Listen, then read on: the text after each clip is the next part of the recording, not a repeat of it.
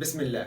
بعد رحيل روي فيتوريا عن منتخبنا الوطني وعن التدريب، دلوقتي بدأ الصداع لاتحاد الكرة، وهو من هو المدير الفني القادم لمنتخب مصر؟ هل هو هيرفي رينارد ولا كارلوس كيروش؟ خليني اقول لك، هيرفي رينارد اللي كان ماسك منتخب السعودية وقبلهم المغرب وزامبيا وساحل العاج وغيرهم من الأندية. الإنجاز التاريخي لهيرفي رينارد وهو هزيمة الأرجنتين 2-1 في كأس العالم قطر 2022. أما الناس ما تعرفوش إنه هيرفي رينارد أخذ في 2011 افريقيا مع زامبيا، و2015 افريقيا مع ساحل العاج.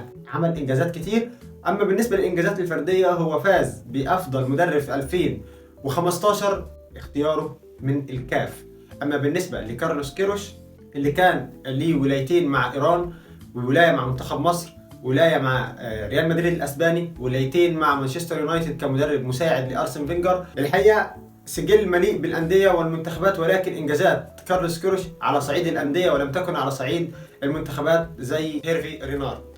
ولكن كارلوس كيروش أخذ السوبر الأسباني مع ريال مدريد، أخذ كأس السوبر، كأس البرتغال مع سبورتنج لشبونة، أخذ أيضا كأس العالم للشباب مرتين على التوالي مع منتخب البرتغال تحت ال20 سنة. طيب هتسألني أنا مين الأقرب لقيادة منتخب مصر؟ هقول لك هيرفي رينارد، للإنجازات اللي حققها هي بطولتين أفريقيا واللي بيبحث عنهم منتخب مصر. أما لو هترجع لكارلوس كيروش، هو حقق بطولات ولكن مع الأندية. شاركني برأيك وقول لي مين يكون مدير فني لمنتخب مصر الفترة القادمة، هل هو هيرفي رينارد ولا كارلوس كيروش؟